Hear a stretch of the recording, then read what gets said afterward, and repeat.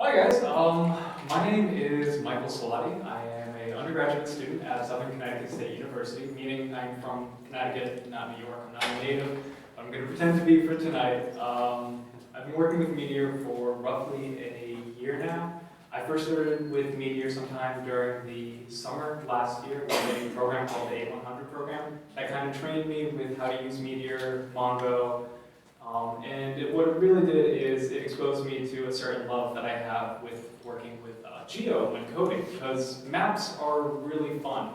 It's something that we can manipulate and use and retrieve data from, and all that data, those longitude and latitude points, have a real world meaning. I can take those, put them on a map, and that means something, and I like that. I like that a lot, that the work that I do has meaning. So again, a bit of a passion with geo. Besides that, after I finished my program, I started working at a Meteor DevShop in New Haven, Connecticut called Checkmate Creations. There we do a lot of different work, and I spent a lot of time working with maps. So I am hoping that I can share with you guys some cool, fun things we can use maps for in Meteor.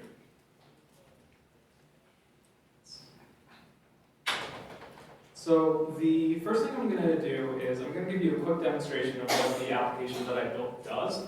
And just to put in context, we're working with latitude and longitude, and the reason why that's important is a lot of apps that you use take location, and the location allows the application to provide data that is contextual based on your location. And some things you can think about are applications like Tinder, Lyft, and Grubhub, where it puts context with the information that of the longitude and latitude, and puts context for what the user's use case is, really. And another reason why that could be important is it gives us something kind of cool. So here we go.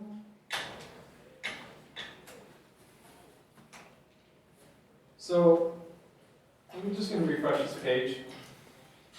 And right off the bat, it's put us in Mongo headquarters, which is roughly on 43rd and 7th Ave. And in a couple of minutes, or a couple of seconds, it's going to show all the restaurants within roughly a 1 block radius. And so if I wanted to know what's good near me, instead of going to Google Maps, I can just pop open this website. There I am on the map in the You Are Here area, and you can see the You Are Here.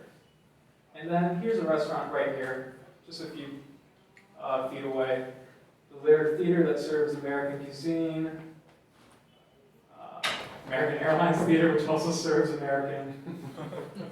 Dave & Buster's, which also, there's a lot of American food nearby. So simple what the application does.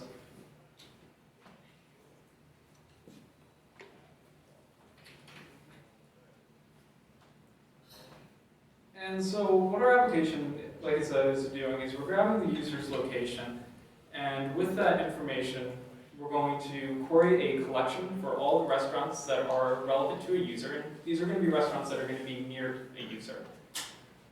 Then we're going to take all that information and we're going to put it on a map so that information has context for the user. So this is an example of what we could have had. Instead of just showing those few restaurants that I showed on the map, which I think it was around maybe 8 or 9, I could have presented this. And this is approximately 27,000 restaurants in the New York area. And you know what, that looks really impressive, but if we look over towards Manhattan Island, that is a mess. I don't know if there's streets, if there's water, if there's buildings, it's just red markers everywhere. Cool to look at, not that useful. Worse yet, when I do something like this, we're going to run into a few problems.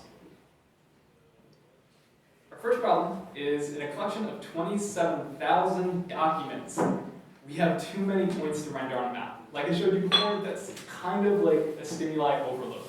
And again, too much for a user. We want to make sure the user feels comfortable with our application, that they're not being overwhelmed.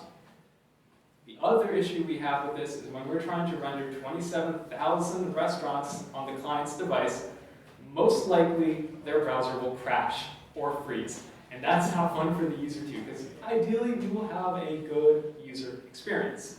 So, what are some of our possible solutions? Our first solution is provided by Google, since I'm using the Google Maps APIs for rendering the map and the markers. And that solution is called a fusion table. Fusion tables, if you've ever used Google Drive, you can actually create and use a fusion table there. All that does is it takes data that you provide and it visualizes it in some useful capacity. So I can take all the data that I have of the 27,000 restaurants. Google's fusion table will create a layer that I can drop on top of my map. And so I'm going to let Google generate and render all the markers that we're going to display, which is cool, but that only addresses the performance issue. Now with Google rendering the map, it loads a lot faster, but that's still overload. 27,000 restaurants is way too much to show a user. So here's another solution that we can take. We can use MongoDB queries to only show restaurants that are near the user. That way, we still keep fast rendering of the markers, and more importantly, we don't overload the user with all the options. If I wanted to see 27,000 possible restaurants, I could open up Google Maps or Yelp. I just want to find what's near me. And as you can see, that's a fun approach. So, how do we do what we do? Well, we have a few steps in our process. The first thing we're looking to do is load the data into our collection. Once we have all the documents inside of the collection, or while we're getting the documents inside of the collection, we want to clean the data. Sometimes with the resources that we have and the sources that we have, the information is not in a usable format. We need to make sure that the data we have, we can use it. So we're going to clean that data. Next, we're going to want to index our data. This is going to allow us to make queries that are going to be fast. I promise you it's going to be fun. Then we're going to query our data, get the information that we need and the information we want to render onto the client's device. And lastly, we're actually going to use that data and render it on the client's device. So, loading our data. Now, Mongo happens to provide well, before I go there, I'm sorry. We're going to take a JSON file, and we are going to insert every object inside the JSON file into our collection. Everything in there are restaurants. It's just going to be 27,000 restaurants that we're going to insert into our collection. And Mongo themselves, they provide a great data set. It's the same data set that I used to learn CRUD commands with Mongo. And a link to the data set that they provide is right over there. But the only issue that we have with that data set is that it's just object, object, object, object. It's not an array of objects. So I took the liberty of taking that JSON file and making it into an array of objects. And the link for that is listed over there, which you guys should have access to later on. So here's how we load our data how we load and clean our data into our collection. The first thing we're going to do is we're going to grab the restaurant data. And I'm going to pause for a second and just say, for doing this, I've only used maybe 2 Meteor packages. I've used Iron Router, because I like Iron Router, and it's great for routing if I wanted to build a more complex application. And the other one is NPM hacks, or Meteor hacks NPM, just so we can load NPM packages in. And so I have an NPM package for reading JSON files. And so all we're doing is setting a variable to the JSON file itself. So we have our data loaded, and after we have our loaded data, we need to clean the data before we insert the restaurants into our collection. Because like I said, sometimes the information we have isn't in the format we need it. So formatting the data is really important. Because if I want to do a geo-index and geo-query, the data has to be structured in a certain way. In Mongo, locations that we want to query should be stored as a geo-JSON point. The object that we're using should look like this. So inside of our document, we're going to have a field, some field. It doesn't really matter what the field is. And inside of that document, we're going to have an embedded document. So that field inside of our document is going to be another document. And that document, the only 2 things that it needs to have is a type field set to point, and our coordinates are going to be stored as an array of longitude, then latitude. So it's reverse order than what we're used to, but this is how Mongo wants it structured so we can make our query.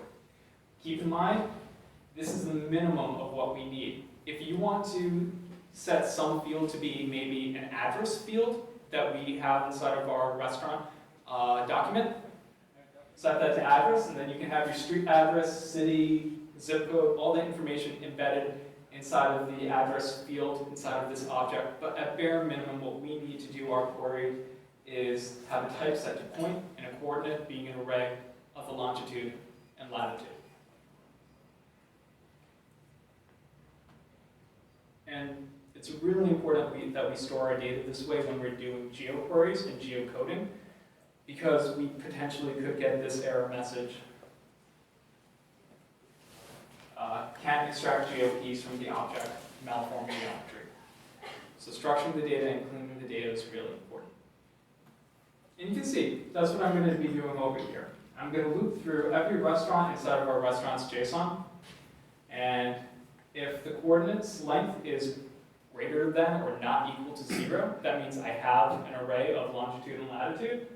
And so I'm going to take our address field, and embedded inside of our address field is an object that I'm going to set the type to point.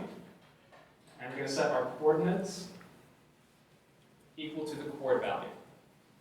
Now this data set that's been provided to us, it stores the coordinates as coord embedded inside of the address. So I'm just using the data that we already have, and I'm cleaning that data. And the reason why we're doing this is, like I said, some of this data is not clean, some of this data is not useful. And this is a sample of what the data looks like in the JSON provided to us by Mongo. You can see inside of the embedded address field, there's a coord. A coord is just an empty array. I really can't use that. So that's why I'm going through the data and checking that I do have coordinates that are stored in longitude and latitude. And if I left this just how we see over here, I'd end up with this error message: can't extract geo keys from object. So, checking that, and if the array was empty, I have an else statement in here that just sets the longitude and latitude to be 0 and 0. Mind you, you can do whatever you want. All you have to do is make sure that that data is clean, otherwise you will run into the issue. But if you decide to omit that object from being inserted into our collection, that's fine. Once we checked and cleaned our data, all I'm going to do is just delete that coord field that's embedded inside of our address, and then I'm going to insert the restaurant into our collection. And you can see after I do all of that, here's what our address field looks like. I have the building, the street, and the zip code as fields inside of my address object. But more importantly, I have the type set to point, and the coordinates are reverse lat long, so long lat, stored as an array. So we have our data in our database. It's been cleaned. We need to index our data. And we have a few options for indexing our data. Indexes are ideal because they support efficient execution of queries in Mongo. And for our geo-indexes, there's two types of geo-indexes we can use. We have a 2D sphere, which is the method that we're going to use just because it's for calculating geometry on an Earth-like sphere. And since we're going to be working with restaurants on the Earth, it makes sense to me. The other option is a 2D index. And this would be more ideal if we were working with, I don't know, if you enjoy the study of geometry. The idea is to calculate distances that are stored, that exist on a Euclidean plane. It's also used for support for legacy coordinate pairs. So ideally, we wouldn't use this if we're doing geo work, but it is an option. So as far as indexing our data is concerned, like I said, we're going to do a 2D sphere, but it's really, really simple. This is the command. This is all it does. I take our restaurant's collection. I'm going to index our address field. Our address field is the embedded object that stores the point and the coordinates. And I'm going to index it as a 2D sphere. Once my data has been indexed, and now I have all the restaurants there, I can start to make queries against the collection.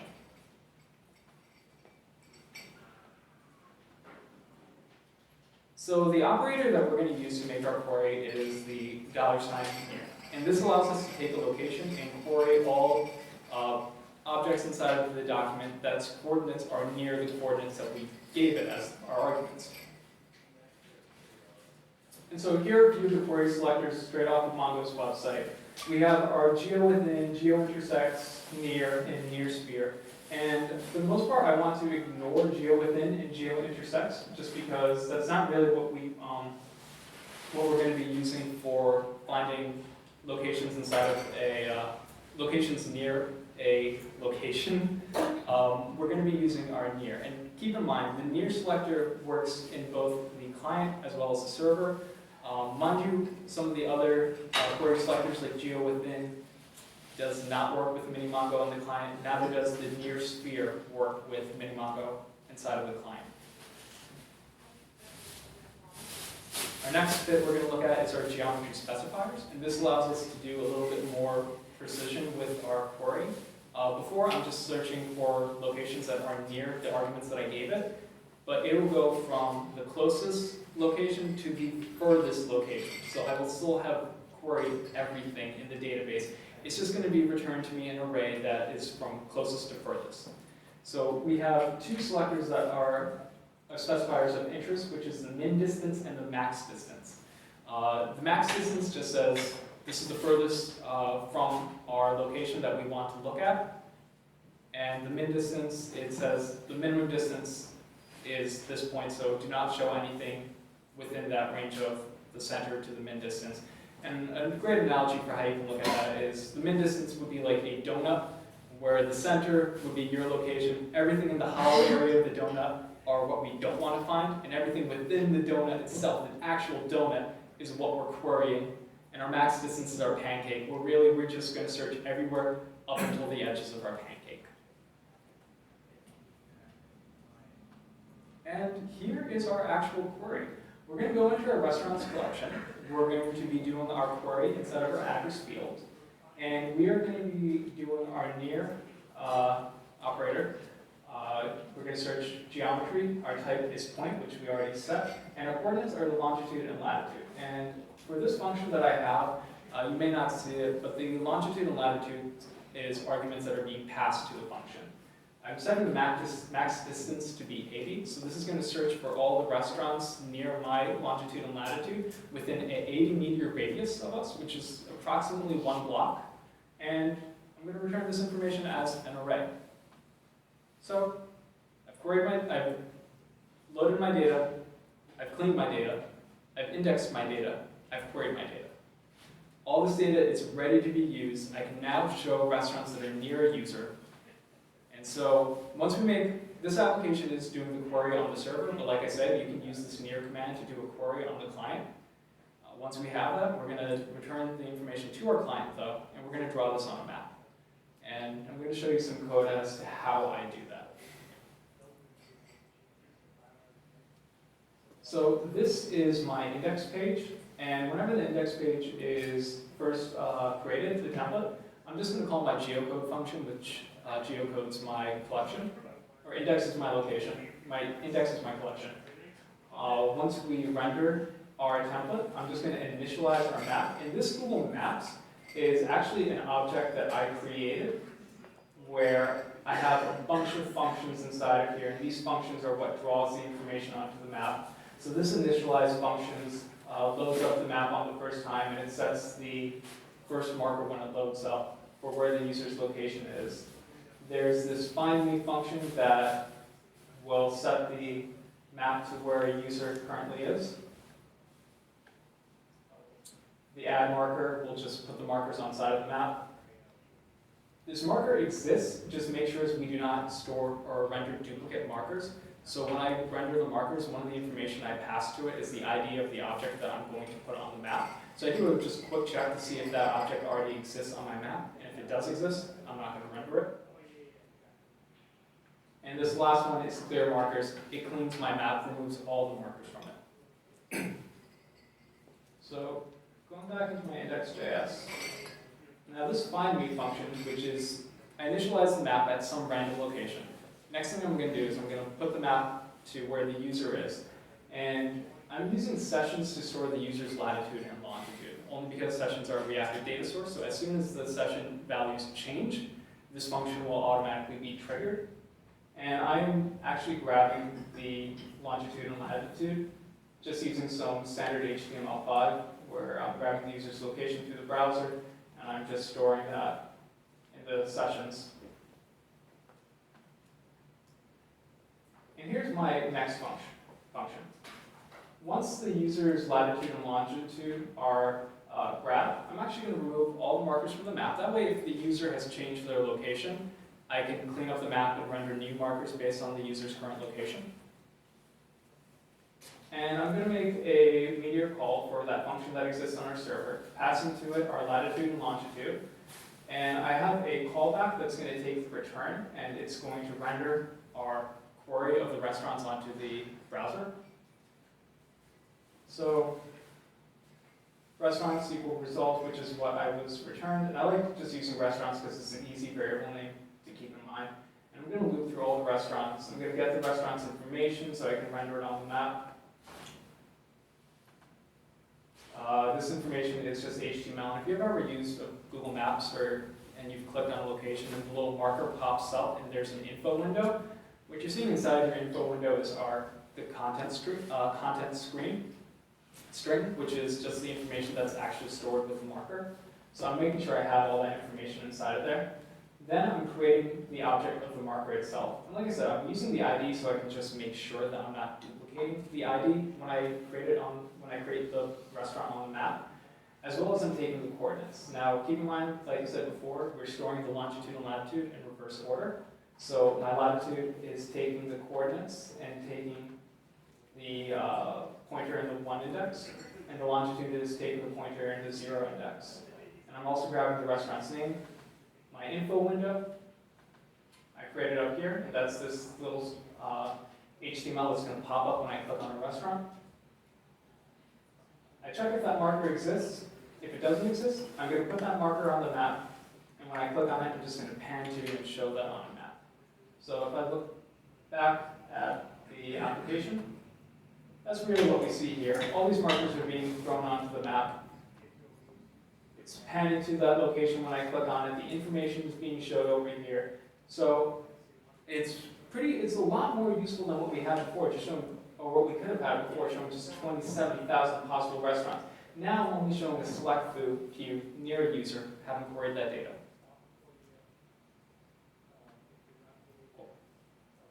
So, I'm hoping you guys appreciated the little tech talk. And I want to say thank you. I am now accepting questions, comments, and concerns. And I do accept praise, guys, so please, whatever you like.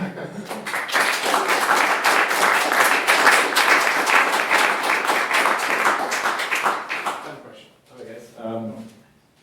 Thank you, Michael. So this is our first time with wireless microphones, so we're going to try something different. Hopefully our speakers won't have to repeat the question every time. So if you do want to ask a question, go ahead and raise your hand, and we'll make sure we get a microphone to you.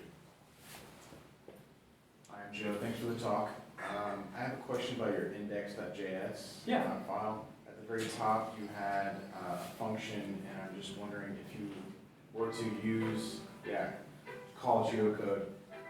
If you were using this map functionality on an app that had a map on multiple views, would you do that every time you went to a new view, or would you do that just once at the initialization of the app and just have that going on? I did this for the sake of simplicity because I didn't want to write a function that only ran one time, but you only need to run this one time. Okay. And would you ever do this on the server side? I probably could and should on Meteor on server startup to run this. Okay. Thank you. I will actually add when I should have probably ran that is after I loaded the data into the collection, as soon as I was finished to run that function. I see. It's nice to see on one file. Any more questions?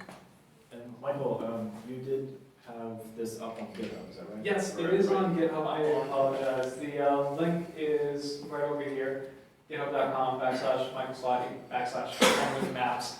And if you go to funwithmaps.meteor.com, it will work on your phone. Hopefully it'll work on your phone, but it should work. Hi, I actually have a lot of questions, but let's start off. You just said that you load the data immediately on start of the app. So Yeah. every user that starts, you're going to load the same data over? No, the data that I'm loading only gets loaded in one time. So where is this? Restaurants.js. This will only run when the restaurants collection is equal to 0. And why are you not just grabbing it directly from Google when I make the request? Instead of loading 27,000 today, what if tomorrow you get a user in Jersey? I'm not actually using Is it- Google's location. Oh, okay. I think I mentioned before that this is just a data set provided by Mongo for entities for learning how to do credit commands, but it just was a really simple data set to use with Okay. all the restaurant information there. I have more questions. Keep on going until someone else Oh, so what happens if you update your lat long? Like what if I'm walking down the street? The application that I have right now, it only grabs the lat long one time, but I could run that on a trigger to update every 5 seconds. And whenever the lat long changes, it will clear out the query, it'll make a new query, it'll clear out the map, and then render the new query onto the map. Oh, good. Yeah, I was wondering if you could speak more about the 2D sphere indexing and kind of just how that's different than, I don't know, more specifically, like, how is it indexing that different than like B-tree or something? As compared Versus like B-tree or something, or different different indexing. I will not be able to answer that question well, and I apologize, No, because it's okay. from what I understand, the reason why I'm using the 2D index, or I can 2D sphere index, is so it's native to Mongo for when I want to make my queries by giving it longitude and latitude, and that's what I had initially read when I started using this functionality. I have another question. One, can you tell me what util is actually doing from npm? It is actually doing nothing. That was a old thing that I loaded in, and as I continued to write out my application, I ended up not using it, and I just haven't removed it from the code. So that's a nice segue to our next talk, which is about Meteor 1.3, where we will get into dead code removal. So remind us again about that. Will do. And the last question I had was actually about, I have two syntax things that you have going on here, like async, run, sync, and then also on the client, I think you're using dep's auto run. Yes. And I use a template-based reactive var way of going about things, and I was wondering, is there a better, is it better to do it this way, or is it better to use the template level subscription and stuff like that, auto run and stuff like that? Well, this is, if I wanted to do, as far as the async is concerned, this was necessary in my implementation when I was loading the data into the collection. Only because I was cleaning some of the data and manipulating some of the data. Otherwise, my insertions would have gotten messed up with longitude, latitudes being repeated, or restaurant names being repeated with different longitude and latitude. So as far as the insertion, this was ideal for me. In regards to the client, I'm just making the query. If you choose to do it as a subscription, that would work just fine. And the only reason why I have the depths auto run is because I am doing it as a function query instead of it being based on the subscription. Understood. Thank you very much. Really appreciate how everybody that wanted to ask questions like sat up here in the front. It makes my job a lot easier. It's nice. It's on my wall. Now, I know that you did do some research on performance of, is it It was geoqueries? Oplong, I think the Oplong, right? the information was the difference between our use of Oplong versus polling. And for this application, and I'm sorry I didn't come back to you, Adrian, about this, it really didn't make a difference because it wasn't on a subscription level, it was on a query. So I'm sorry I don't have a better answer for that. Just for background there, so Meteor has two options as far as the live updates of data to the clients. So the polling is the original way where every 10 seconds it would go and check and see if anything had been updated the database and then read it. The oplog driver is the new one, where the Meteor web server pretends to be a replica in the replica set, in the MongoDB replica set. So every write that is done to the primary also gets sent to the Meteor servers, so it can actually check immediately. Well, yeah, when something happens, and then send that down to the client.